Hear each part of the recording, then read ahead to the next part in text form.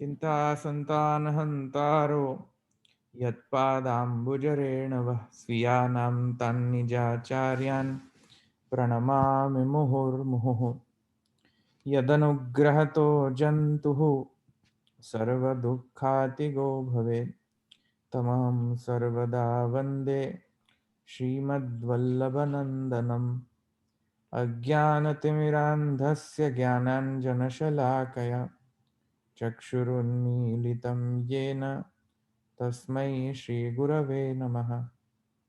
नमामि हृदये शेषे लीलाक्षिराब्धिशायिनं लक्ष्मीसहस्रलीलाभिः सेव्यमानं कलानिधिं चतुर्भिश्च स्त्रिभिस्तथा षड्भिर्विराजते योऽसौ पंचधा हृदये मम। ઓકે, શું જોવાનું હતું? છેલ્લો સૂત્ર થઈ ગયો કે નથી થયો હજુ?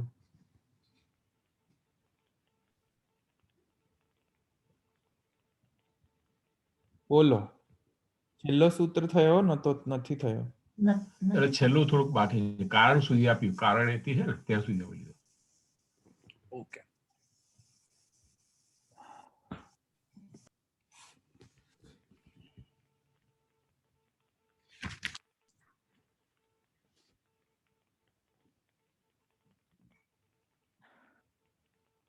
कारणवशात् देवानां मनुष्य भाववत् भिन्न पक्षे न कोऽपि दोषः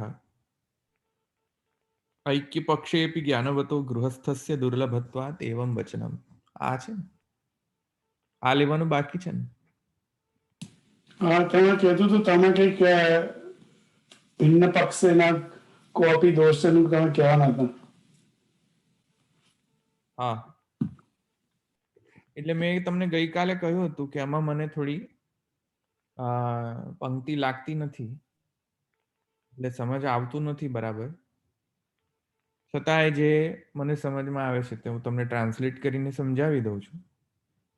બાકી આમાં ભિન્ન પક્ષ અને ઐક્ય પક્ષ જે છે તેમાં થોડો મને સંશય છે. ભિન્ન પક્ષે ન કોપી દોષ. ભિન્ન પક્ષ એટલે શું? કે ધૂમ માર્ગથી પંચાગ્નિ માર્ગ ભિન્ન છે, એ ભિન્ન પક્ષ કહેવાય. તો ઐક્ય પક્ષ પણ તે રીતે સમજવું કે પંચાગ્નિ માર્ગ અને ધૂમ માર્ગ એમ બંને એક જ માર્ગ છે, એ ઐક્ય પક્ષ કહેવાય. અને ભિન્ન પક્ષ એટલે કે બંને ભિન્ન માર્ગો છે, તેવી રીતે. તો કહે છે કે ભિન્ન પક્ષે ન કોપી દોષ. ભિન્ન પક્ષે એટલે કે ધૂમ માર્ગાત પંચાગ્નિ માર્ગસ્ય ભિન્ન પક્ષત્વે, જે મેં તમને ઓલરેડી સમજાવ્યું. ન કોપી દોષ, એનો અર્થ ઈચ્છારામજી આવો કરે છે કે ધૂમ માર્ગિણામ આગમને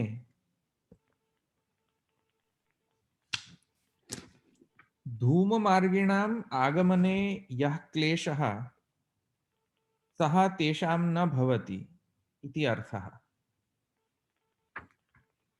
એટલે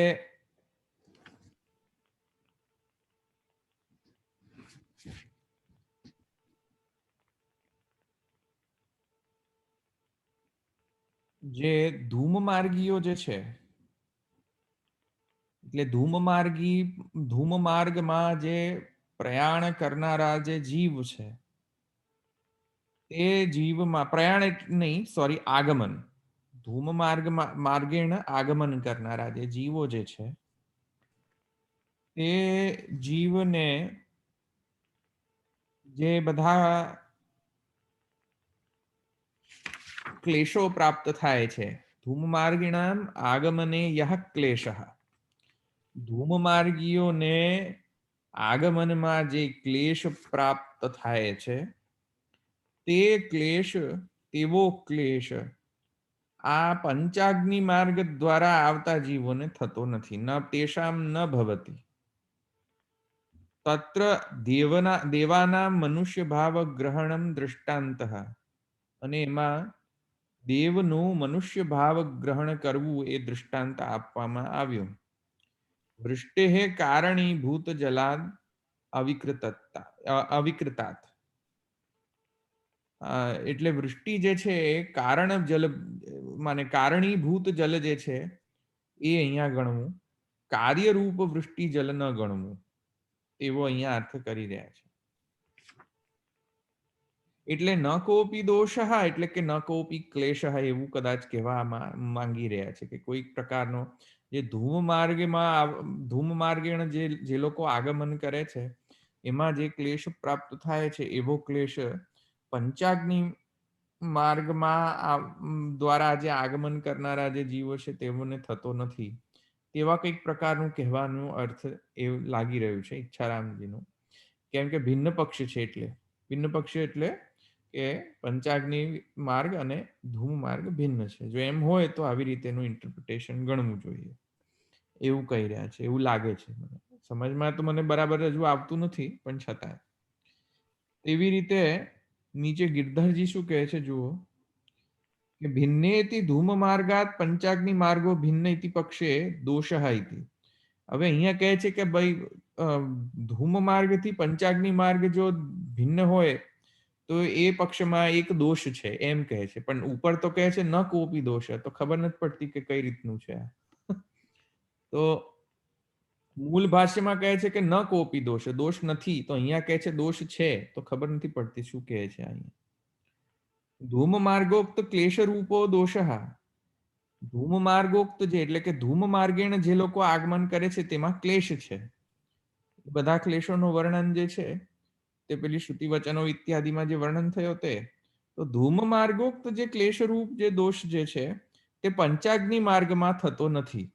એ પેલો જે ઈચ્છારામજી કહે છે એ જ અહીંયા કહે છે, પણ ખબર નહીં અહીંયા દોષ કહે છે ને પેલામાં ન કોપી દોષ કહે છે, તો મને થોડું કન્ફ્યુઝન છે કે અહીંયા દોષ કહે છે ઉપર ને કહે છે કોપી દોષ નથી, કોઈ પણ પ્રકારનો દોષ નથી એમ મૂળમાં કહે છે. તો ખબર નથી પડતી કે અહીંયા આવી રીતે કેમ ટીકામાં, કદાચ પ્રિન્ટિંગ મિસ્ટેક હોય, ખબર નહીં. તો ધૂમ માર્ગોક્ત ક્લેશ રૂપ દોષ પંચાગ્નો નાસ્તિ, પંચાગ્નિ વિદ્યામાં આવી રીતેનો ક્લેશ પ્રાપ્ત થતો નથી જે ધૂમ માર્ગમાં ક્લેશ પ્રાપ્ત થાય છે. તો એ રીતે ભિન્ન પક્ષ, એ રીતે ભિન્ન પક્ષ સમજવું જોઈએ. અજ્ઞાનિનમ લક્ષીકૃત્ય ક્લેશ વચનમ ન તો સાધારણ્યેન ઇતિ દોષઃ ઇતિ અર્થઃ. ऐक्य पक्षेपि ज्ञानवतो गृहस्थस्य दुर्लभत्वात् एवं वचनम.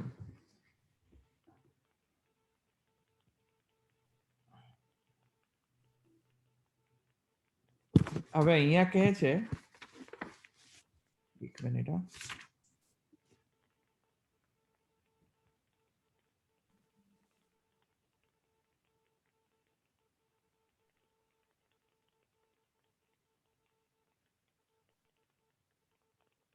હા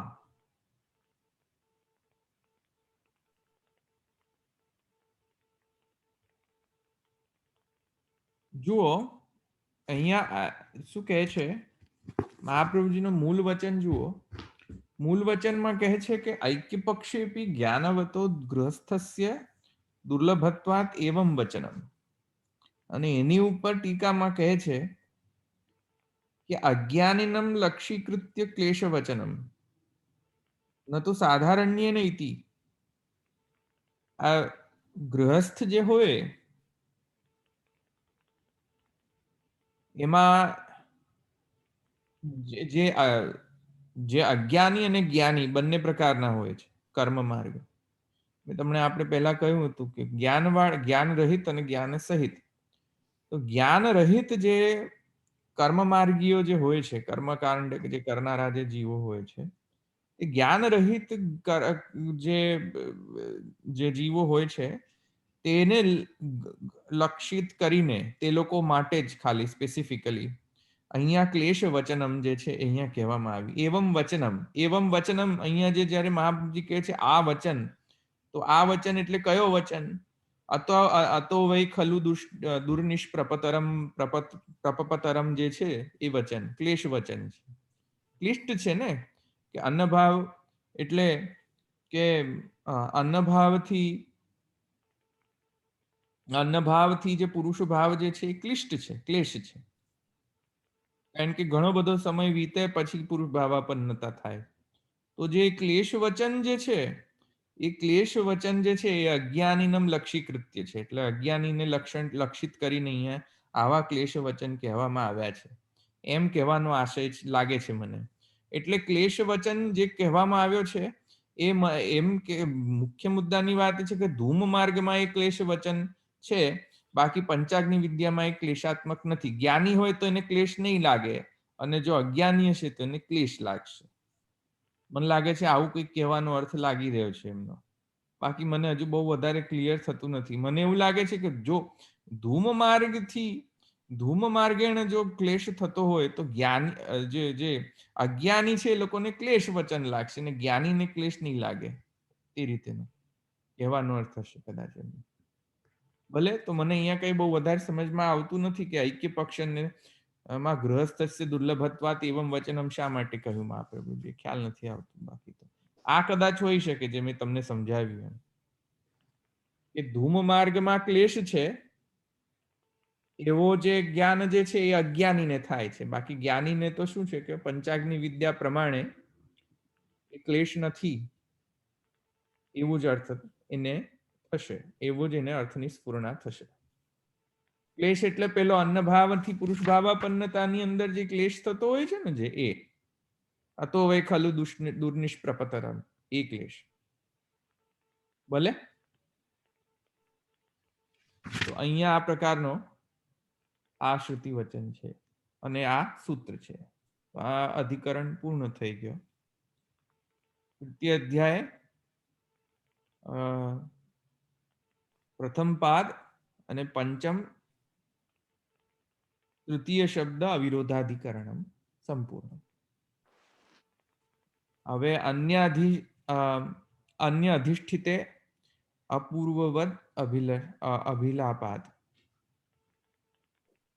આ જે સૂત્ર છે એ હવે અહીંયા બીજો જે અધિકરણ જે છે હવે એના પછીનો છઠ્ઠો અધિકરણ તે હવે અહીંયા આપણે શરૂ કરશું. પણ અહીંયા સુધી કોઈને પ્રશ્ન છે?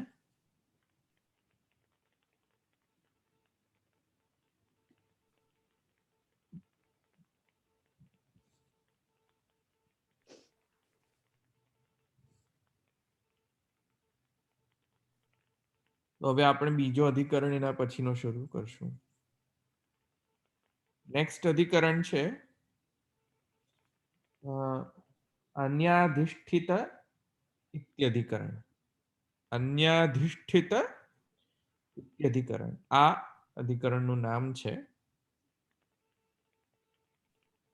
અને આ અધિકરણમાં પૂર્વ અધિકરણમાં આપણે શું જોયું? પ્રથમ આહુતિ રિલેટેડ જે કઈ સંશયો છે તે જોયા. દ્વિતીય આહુતિના સંબંધિત જે સંશયો છે તે જોયા. તૃતીય આહુતિ જે સંબંધિત જે સંશયો છે તે આ પૂર્વ અધિકરણમાં જોયા. હવે આ અધિકરણ જે છે તેમાં ચતુર્થી આહુતિ જે છે એના સંબંધિત જે સંશયો છે તે અહીંયા હવે આ અધિકરણમાં આવશે. ચતુર્થી આહુતિ એટલે કે પંચાગ્નિ આહુતિની અંદર જે ચતુર્થ આહુતિ છે તે. તો ચતુર્થી આહુતિ કોની છે પંચાગ્નિ વિદ્યામાં?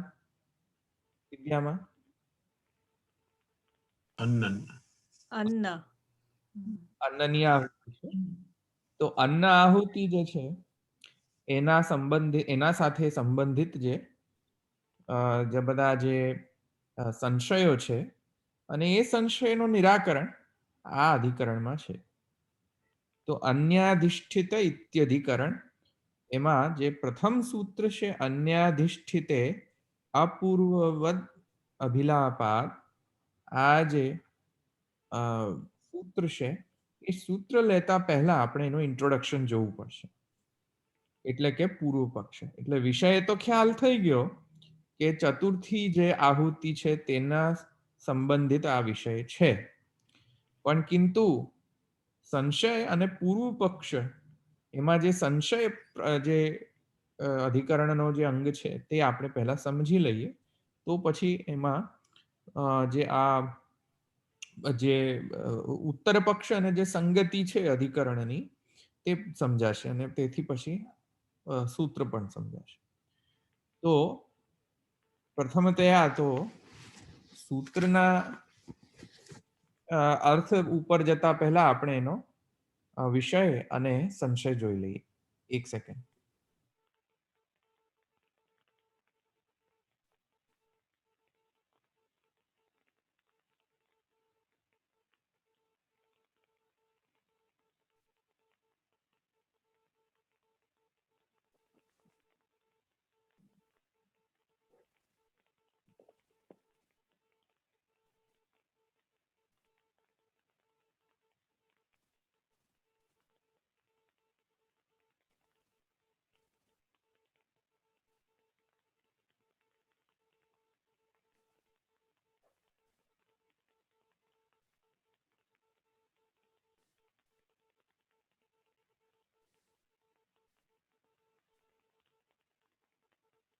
હા, સોરી. તો પ્રથમતયા તો આપણે એનો ઇન્ટ્રોડક્શન જોઈ લઈએ.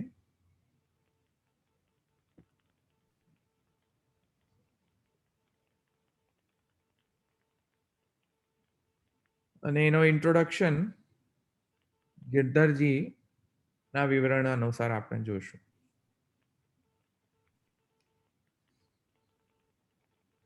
ગિરધરજી કહે છે કે પરિહાર ચતુર્થીમ આહુતિમ વિચારયિતુમ અન્યાધિષ્ઠિત અધિકરણમ આહુઃ. ચતુર્થી આહુતિના સંબંધિત જે કાંઈ પણ સંશયો છે તેનો વિચાર આ અધિકરણમાં થશે. પરિહાર સૂત્રમ અવતારયિતુમ પ્રથમતઃ શંકામ આહુઃ નનુ ઇતિ. પરિહાર સૂત્ર એટલે જે સિદ્ધાંત સૂત્ર, મહાપ્રભુજી દ્વારા જે સિદ્ધાંત જે છે તે કહેતા પહેલા એક જે અધિકરણની જે શૈલી છે, વિષયો વિષયશ્ચૈવ પૂર્વ પક્ષ તથા ઉત્તરમ સંગતિશ્ચ ઇતિ શાસ્ત્રે અધિકરણમ સ્મૃતમ, તેમાં જે શંકા જે છે, સંશય છે, તે પહેલા તો કહેવો જોઈએ, પછી પરિહાર સૂત્ર જે છે તે સમજી શકાય. અથવા નહીં તો એ પરિહાર સૂત્ર સમજી જ નહીં શકાય કે કોનો પરિહાર કરવામાં આવી રહ્યો છે, કોનો નિરસન કરવામાં આવી રહ્યો, એ તો સમજાશે જ નહીં. એટલે પ્રથમતઃ તો પહેલા શંકાનો વિચાર કરવો જોઈએ. કઈ પ્રકારની શંકા અહીંયા આવી રહી છે? તો કહે છે નનુ. તો નનુ ત્યાં મૂળમાં નનુ શબ્દ જે છે ત્યાં પ્રયુક્ત થયો છે. નનુ સંસર્ગજૈઃ કર્મદોષૈઃ યાતિ સ્થાવરતામ નરઃ મનુસ્મૃતિ. મનુસ્મૃતિની અંદર પૂર્વ જે પ્રશ્ન જે સંશય જો ઉત્પન્ન થાય એ કયો પ્રકારનો સંશય? તો કહે છે નનુ સંસર્ગજૈઃ કર્મદોષૈઃ યાતિ સ્થાવરતામ નરઃ. મનુસ્મૃતિની અંદર એ કહેવામાં આવ્યું કે માને સંસર્ગ અને રૂપ જે કર્મદોષ જે છે, એવા જે સંસર્ગ રૂપ કર્મદોષ દ્વારા જે જીવને સ્થાવર યોનિ પ્રાપ્ત થાય છે, આ પ્રકારનો એક સ્ટેટમેન્ટ મનુસ્મૃતિની અંદર મળે છે. મનુસ્મૃતિની અંદરના વચન મળે છે. તો એમ કહે છે કે જો મનુસ્મૃતિ આમ કહેતી હોય તો ઇતિ કથમ અસ્ય અન્નત્વમ, તો આનો અન્નત્વ કઈ રીતે પછી પોસિબલ થાય? આનો એટલે અસ્ય એટલે કે અહીંયા જીવ, અસ્ય અન્નત્વમ એટલે કે જીવનું અન્ન ભાવ કઈ રીતે પ્રાપ્ત થાય? તો એમાં એક વાત સમજો કે અસ્ય જીવસ્ય આહુત્યા શુદ્ધત્વેન પાપાભાવાત કથમ સ્થાવર રૂપ અન્નત્વમ. એટલે કે આ જીવ આ જીવની આહુતિ દ્વારા જે છે તેને શુદ્ધ કરી દેવામાં આવ્યો પંચાગ્નિ આહુતિ દ્વારા દેવોએ. તો જો હવે પંચાગ્નિ આહુતિ દ્વારા દેવોએ જીવની શુદ્ધતા જો એનું શુદ્ધતા જો એની થઈ ગઈ હોય, શુદ્ધ થઈ ગયો હોય, જે સૂક્ષ્મ જે ઇન્દ્રિયો ઇત્યાદિ, તો સૂક્ષ્મ ઇન્દ્રિય અને જીવની જે શુદ્ધતાનો જો ત્યાં શુદ્ધિકરણ જો આહુતિ દ્વારા દેવો દ્વારા થઈ ગયેલી હોય, તો પછી તેની પાપનો અભાવ હોવો જોઈએ.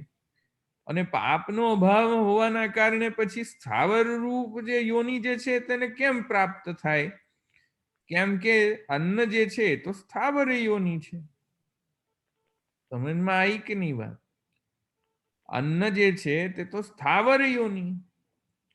તો આટલા બધા સંસ્કાર દ્વારા જે દેવોએ જે સંસ્કાર કર્યા જીવના પંચાગ્નિ આહુતિ પ્રકારે, આ બધા સંસ્કાર કરીને છતાંય પાપનો અભાવ છતાંય એને સ્થાવર યોનિ કેમ પ્રાપ્ત થઈ? અન્નરૂપ સ્થાવર યોનિ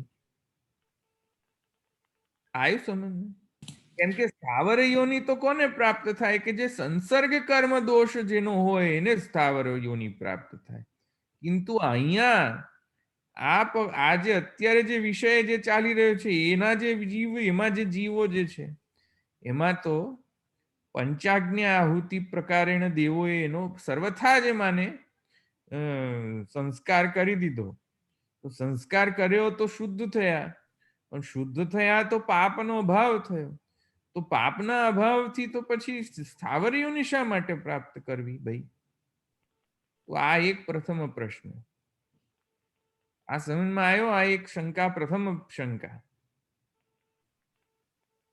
એટલે સંસર્ગજૈ કર્મદોષૈ યાતિ સ્થાવરતામ નરઃ મનુસ્મૃત્ય અનુસાર. એ તો એ લોકોને જ પ્રાપ્ત થાય આવી પ્રકારની યોનિ કે જે લોકો સંસર્ગ કર્મ રૂપ કર્મદોષથી જે જેનામાં સંસર્ગ રૂપ કર્મદોષ હોય તે લોકોને થાય, અને અહીંયા તો એની પોસિબિલિટી નથી. તો પછી જીવનો અન્નભાવ કેમ થાય છે? આ પ્રશ્ન સમજમાં આવ્યો? આ પ્રશ્ન પ્રથમ શંકા. અહીંયા સ્થાવર એટલે શું સમજવાનું? યોનિ, સ્થાવર યોનિ. સ્થાવર યોનિ ને જંગમ યોનિ. યોનિ એટલે વૃક્ષ ઇત્યાદિ, અને એટલે સ્થાવર કહેવાય એમ ને? ચતુષ્પાદ અને દ્વિપાદ જે છે એ બધા પ્રાણીઓ જે છે જંગમ યોનિ કહેવાય, અને સ્થાવર યોનિ એટલે વૃક્ષ ઇત્યાદિ. બરાબર. પણ અન્નને કેમ સાથી સ્થાવરમાં કીધું? અન્ન કેમ સ્થાવર થયું? કેમ કે વૃક્ષ છે તેથી. પણ વૃક્ષ એટલે એક થી બીજી જગ્યાએ જતું નથી એમ સ્થાવર. બાકી એનામાં જીવ તો છે જ ને, એવી રીતે. જીવ છે પણ વૃક્ષ છે ને. તો અન્ન એટલે શું? ઔષધિ. ઔષધિ એટલે વનસ્પતયઃ ઇતિ. તો એટલે પોતાની જગ્યા નથી બદલી શકતા એમ અર્થ લઈએ તો થાય ને? હા, વૃક્ષો જે છે સ્થાવર યોનિ કહેવાય. હા.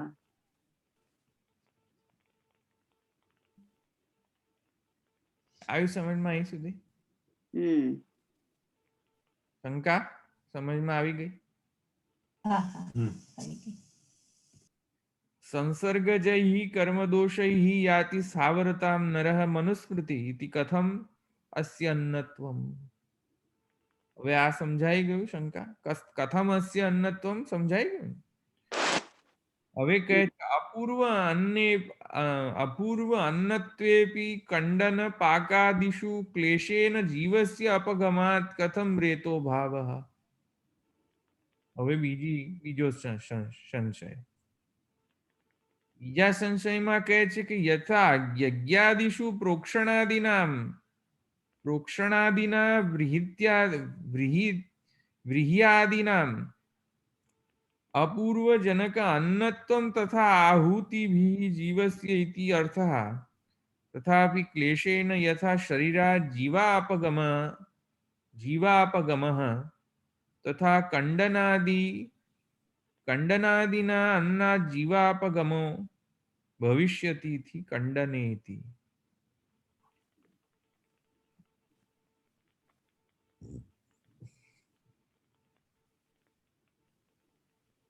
હવે બીજો સંશય એ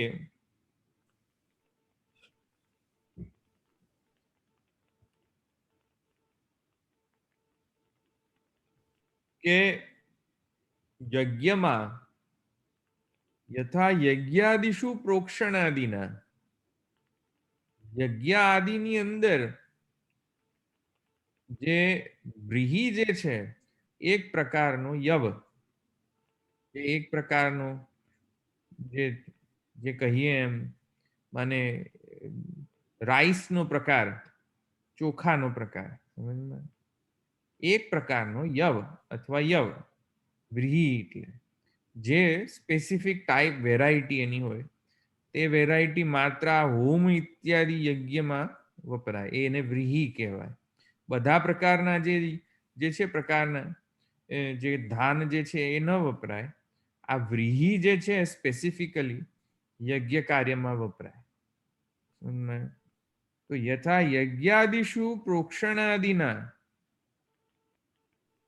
યજ્ઞ આદિમાં પ્રોક્ષણ એનો જે એને સાફ કરવાની જે વિધિ જે છે વ્રીહીને સાફ કરવાની શુદ્ધ કરવાની પ્રોક્ષણ કરવાની એ પ્રોક્ષણાદિના વ્રીહ્યાદિના અપૂર્વજનક અન્નત્વમ એ વ્રીહીનો જે છે એ અન્નત્વ જે છે જે પ્રાપ્ત થાય છે તેવી રીતે આહુતિભિઃ જીવસ્ય ઇતિ એવી રીતે આહુતિથી શુદ્ધ થયેલા જીવ એવું પ્રાપ્ત થવું જોઈએ. આવ્યું ને સમજ? એટલે આહુતિ આપવાથી આહુતિ જે પંચાગ્નિ આહુતિ જે છે તેમાં જ્યારે જીવ ઇત્યાદિનો જે હોમ જે છે તે કરીને જે સૂક્ષ્મ જે ઇન્દ્રિય ઇત્યાદિ જે સૂક્ષ્મ શરીરનો જે હોમ અને સંસ્કાર જે કરવામાં આવે છે તો એનો પણ જીવનો પણ સંસ્કાર થઈ જવો જોઈએ. તો તથાપી ક્લેશેન યથા તેવી જ રીતે ક્લેશ દ્વારા યથા શરીરા જીવાપગમઃ તથા કંડનાદિ અન્નાદ જીવાપગમો ભવિષ્યતિ તેવી જ રીતે જે રીતે જેમ કે કોઈક જીવે શરીર ધારણ કરેલો હોય અને એ શરીરને જો કોઈક પ્રકારનો ઘાત કરવામાં આવે જે રીતે કઈક રીતે તો જે રીતે ઘાત કરવામાં આવે ત્યારે માને શરીરથી જીવ નીકળી જતો હોય છે. એકદમ ખરાબ ઇન્જરીની અંદર એકદમ માને જો એવી પ્રકારની જો ઘાત થાય શરીરમાં તો શરીર તો જીવનો અપગમન થઈ જતો હોય છે, જીવ જતો રહેતો હોય છે શરીરમાંથી. એવી રીતે જો જીવ અન્ન ભાવાપન્ન જો હોય તો અન્ન ભાવાપન્ન હોવાના કારણે અન્ન શરીરવત થઈ જાય જીવના, અને જો અન્ન જીવના શરીરવત થઈ જાય તો અન્નને ખાંડવાનું કે પીસવાનું કે પ્રોક્ષણ કરવાનું ઇત્યાદિ કાર્ય દ્વારા જે છે જીવનો અપગમન થઈ જવો જોઈતો તો અન્ન ભાવ જો અપગમન થઈ જવું. કેમ કે અત્યારે મેં શરીર ધારણ કર્યું, હવે કોઈક માને રોગ ઇત્યાદિ અથવા તો કોઈ ઘાત ઇત્યાદિ થાય અને જીવનો અપગમન થાય તો તેવી રીતે જે અન્ન ભાવ જે છે જીવનો જે અન્ન ભાવ જે છે તેમાં પણ કંડન ઇત્યાદિ કૂટવું, અન્નને તો કૂટાય ને, જેમ કે માને જે વ્રીહી ઇત્યાદિ જે અથવા મને રાઈસ વીટ એ બધા જે છે ગ્રેન્સ એ બધાને કંડન કરવું પડે, કૂટવું પડે. કૂટે પછી અન્ન એમાં પાક ઇત્યાદિ કરવા માટે કૂટે, એ કૂટે તો એમાં જે શરીરવત જે જીવના શરીરવત જે અન્નભાવ હોય છે તેનો પણ ઘાત થઈ જતો હોય છે, ને ઘાતના કારણે જીવનો અપગમન થઈ જવો જોઈતો હતો, પ્રાણ નીકળી જવા, જીવ નીકળી જવો જોઈતો હતો, છતાંય રહે છે. તો કઈ રીતે રહે છે? સમજમાં આવી આ શંકા? કંડનાદિ જે પાકાદિ ચર્વણ ઉદર્ય પાકસ્તુ આવશ્યક એવ ન જ જીવસ્ય જડભાવ પાકા નહીં અપૂર્વ અન્યેપી કંડન પાકાદિષુ ક્લેશેન જીવસ્ય અપગમાત કથમ રેતો ભાવ. સમજમાં આવ્યો? પાક બનાવવા માટે કંડન ઇત્યાદિ ખાંડવું, પીસવું, ગ્રાઇન્ડ કરવું, આ બધું થાય તો જીવ જતો કેમ નથી રહેતો અન્નમાંથી? સમજમાં આવ્યું? કેમ કે જેમ આપણો શરીર હોય, આપણા શરીરમાં કોઈ ઘાત થાય તો જેમ શરીરમાંથી જીવ જતો રહે, તેવી રીતે અન્નભાવ ભાવિત જે જીવ છે તેના સાથે આવું થવું જોઈતું હતું. સમજમાં આવ્યું? ક્લિયર આ શંકા? ના ના એટલે પેલું યજ્ઞ વગેરે કરે છે ને, ખાંડવું કૂટવું બધું આવે છે, એમાં બધું કરે છે, એ રીતે લેવાનું છે? યજ્ઞમાંની વાત જવા દો. જો અન્ન ભાવ પ્રાપ્ત થયો હોય જીવને, તો અન્નાત્મક, હવે અન્ન કોઈક લે અને ખાંડે ને પીસે તો એમાંથી જીવ જતો કેમ નથી રહેતો? અચ્છા અચ્છા ભાવ આપણને થઈ ગયું છે ને કોઈ ખાંડે ને પીસે તેમાંથી જતો રહેવો જોઈતો, તો એ શંકા કરે છે. બરાબર. કેમ કે આપણા શરીરમાં પણ એવું હોય છે, જેમ કે જીવે ધારણ કર્યો તો શરીરમાં કોઈ ખાંડે પીસે, શરીરને કોઈ ઘાત કરે, હા, તો જીવ જતો રહે. તો જતો રહ્યો રહે ને. એવી રીતે કંડન વગેરે કરવામાં જો આવે, ગ્રાઇન્ડ કરવામાં આવે, કંડન કરવામાં આવે, તો જીવ જતો રહેવો જોઈતો હતો, અપગમન થવો જોઈતો. જીવ જતો રહે તો રેતો ભાવ કઈ રીતે પ્રાપ્ત થાય? રેતસ ભાવ એનો કઈથી રહે? કારણ કે ખાવામાં ચરવણ જોઈએ, ચાવવું પડે અન્નને. ચાવવાથી જીવ જતો કેમ નથી રહેતો? પણ જીવ આવૃત ના હોય, એટલે અન્નમાં આવૃત ના હોય. પણ આ હું સિદ્ધાંત પક્ષ નથી કહી રહ્યો, આ હું શંકા કહી રહ્યો છું. તો અત્યારે આપણે કઈ સિદ્ધાંત લેવાની નથી જરૂર, અત્યારે શંકા સમજવાની જરૂર છે. શંકા સમજમાં આવી? પહેલી વાત તો એ કે જીવને તો કોઈ કર્મજ સંસર્ગ કર્મ દોષ નથી હોતો, કેમ કે પંચાગ્નિ વિદ્યા દ્વારા એની શુદ્ધિ થઈ ગઈ. જો પંચાગ્નિ વિદ્યા દ્વારા એની શુદ્ધિ થઈ ગઈ હોય તો સ્થાવર યોનિ કેમ પ્રાપ્ત થઈ? અન્ન રૂપ, વૃક્ષ રૂપ, વનસ્પતિ રૂપ. બીજી શંકા એ કે ચાલો પ્રાપ્ત થઈ ગયું અન્ન ભાવ રૂપ, તો એ હવે જેમ કે અન્ન તો એમને ડાયરેક્ટ તો મોઢામાં નહીં જાય, કોઈક પ્રકારનું પ્રોસેસિંગ તો થશે. હવે કોઈક પ્રાણી ભક્ષણ કરે અન્નનું, વનસ્પતિ વગેરેનું, તો જુદી વાત છે. મને પ્રાણીમાં પણ એવું થાય કે પ્રાણી જો કરે, કોઈ પ્રકારનો પ્રાણી એ વનસ્પતિને મને કન્ઝ્યુમ કરે વનસ્પતિને, તો ચરવણ નહીં થાય એનું? ચાવશે નહીં મોઢામાં ચાવશે તો જીવનો અપગમન થઈ જવો જોઈએ ચાવવાની ક્રિયાથી. કે ચાઈને પછી અંદર જશે ને, તે તો સ્ટમકમાં. હવે સ્ટમકમાં જાય ને પછી સ્ટમકમાં ઇન્ટેસ્ટાઇનલ હોય, જે પેલા જે ફ્લુઇડ્સ હોય, ઇન્ટેસ્ટાઇનલ ફ્લુઇડ્સ, જે સિક્રિશન્સ કહેવાય ને, ઇન્ટેસ્ટાઇનલ સિક્રિશન, એસિડિક સિક્રિશન્સ, એ એસિડિક સિક્રિશન સિક્રિટ થાય અને એને ડાયજેશન કરે, તો ડાયજેશનમાં જીવ જતો રહેવો જોઈએ, પણ જતો તો છે નહીં. આ સમજમાં આવ્યું? સંશય? આવી શંકા કરી. હા. એવી રીતે કોઈક મનુષ્યને જો કન્ઝ્યુમ કરવું હોય તો પહેલા તો કંડન ઇત્યાદિ કરવું પડે, ખાંડવું પડે, પાવડર બનાવવો પડે, લોટ બનાવવો પડે, લોટથી પછી પાક ઇત્યાદિ બનાવવો પડે, પાકમાં પાછું ગરમ ઠંડુ કરવું પડે. તો ગરમીથી બળી કેમ નથી જતો? દેહ જો બળી જતો હોય તો જીવનું અપગમન થઈ જવું જોઈએ. એવું તો થતું નથી. સમજમાં આવ્યું? અને ઉપરથી અન્નભાવનો રેતસ ભાવ થઈ જાય છે એનો. તો એ કઈ રીતે થાય? ગરમ કરો કોઈ વસ્તુને તો શરીર બળી જાય. જેમ શરીર બળવાથી જીવ જતો રહે, તેવી રીતે અન્નને પણ બાળવાથી જો જીવ જતો રહેવો જોઈતો હતો. અન્નને ચાવવાથી જીવ જતો રહેવો જોઈતો હતો. એવું તો બધું થતું નથી, પણ છતાંય તો કઈ રીતે થાય છે? આ સંશય.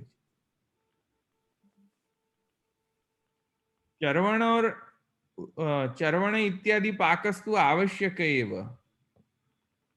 ચર્વણ વગેરે તો જે છે આવશ્યક છે. અને જો એમ કહો કે ના ના ન ચ જીવસ્ય જડ ભાવ, એમ કહો કે જીવ જે છે જડવત ત્યાં છે, તો મર્યાદા ભંગ થઈ જાય. કેમ કે જીવ જડ નથી, જડ જીવ નથી. એ તો બ્રહ્મવાદ આપણી મર્યાદા છે કે જીવ જડ નથી, જડ જીવ નથી. મર્યાદા ભંગ પ્રસંગ આવી જાય.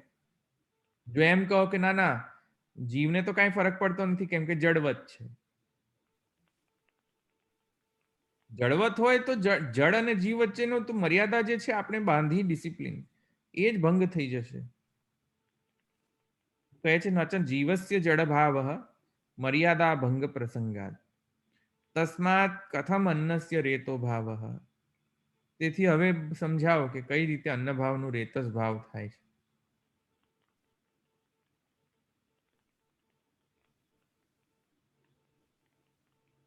સમજમાં આવી આ શંકા? બે શંકા છે મુખ્યત્વે. આ બંને પૂરો શંકા આવે છે. તો કાર્યરૂપ ને દેખીને લે છે, એવું થયું? કાર્યરૂપ થી શંકા લે છે.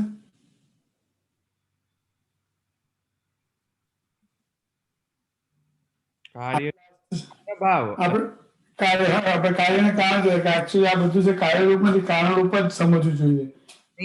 ડિસ્કશન કર્યું તો આપણે તો કાર્યરૂપ દેખાય છે, કઈ રીતને અન્નને ચાહીએ એ કરી જનરલી આમ જોવા જઈએ તો કાર્યરૂપ જ થયું છે. એમની એ જલ વૃષ્ટિ ભાવ ને કારણ વૃષ્ટિ ભાવ છે, અન્ન ભાવ માટે નહીં.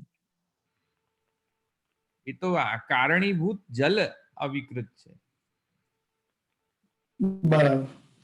અહીંયા અન્ન ભાવ જે છે એના માટે પ્રશ્ન એ છે કે અન્ન ભાવમાંથી રેતસ ભાવ જે થાય છે એની વાત થઈ રહી છે. પેલું તો વૃષ્ટિ ભાવાપન્નમાં કારણતા છે. બરાબર. ઓકે. અહીંયા અહીંયા તો અન્નભાવનો રેતસ ભાવમાં જે કન્વર્ટ થાય છે તેના રિલેટેડ આ સંશય.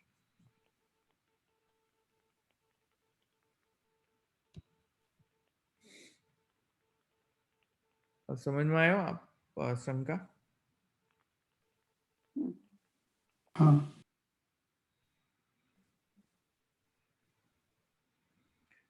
તો એ શંકાના ઉત્તરમાં અન્યાધિષ્ઠિતે અપૂર્વવદ અભિલાપાત આ સૂત્ર અહીંયા એનો પ્રયોજન છે.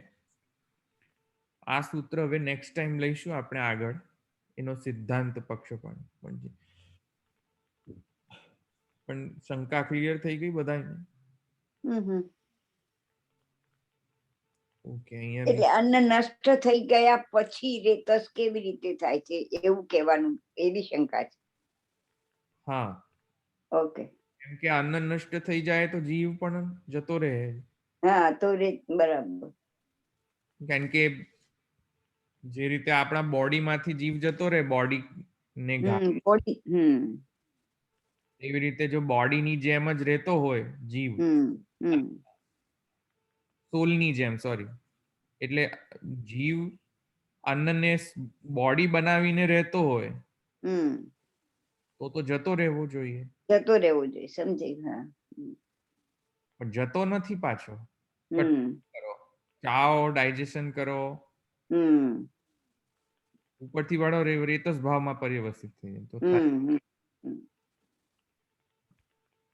અને પહેલી શંકામાં એવું કીધું કે સ્થાવર યોનિ, કે જ્યારે વૃષ્ટિ ભાવાપન્ન થઈને કે જ્યારે જે અન્ન ભાવાપન્ન થાય છે, તો જ્યાં સુધી અન્નનું ભક્ષણ નથી થતું ત્યાં સુધી એ સ્થાવર યોનિમાં છે, એ એવું થયું ને? એ પ્રમાણે એ બરાબર કીધું મેં? નહીં, જે લોકોનો યોની સ્થાવર યોની કોને પ્રાપ્ત થાય? જે લોકોને કર્મ દોષો હોય, સંસર્ગ દોષ. તો કર્મ તો ગયા બધા. પણ સંસર્ગ દોષનો તો નિવારણ કરી દીધો પંચાગ્નિ આહુતિથી દેવોએ. એના બધા જ ઇન્દ્રિયો શુદ્ધ થઈ ગયા પંચાગ્નિ આહુતિના કારણે. તો શુદ્ધ થઈ ગયા તો પછી શા માટે પછી પાપ રહે જ નહીં? પાપ રહે નહીં તો સ્થાવર યોની કેમ પ્રાપ્ત થાય છે? અન્નભાવ એક પ્રશ્ન છે. ક્લિયર? હા.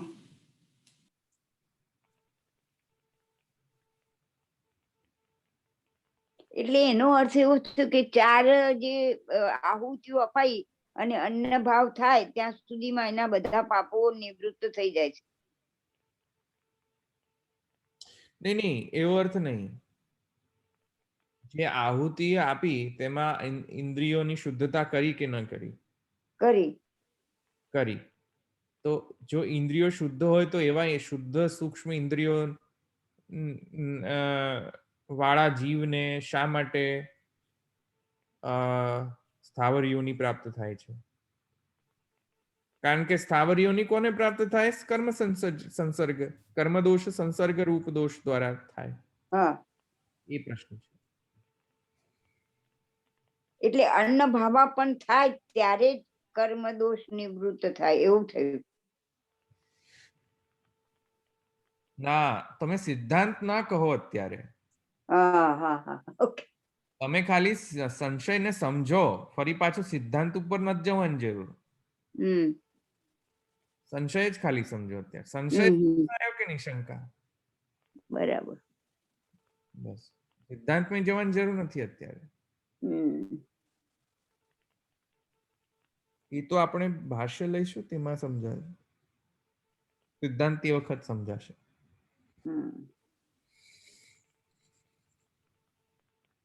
ભલે અહીંયા રાખીએ.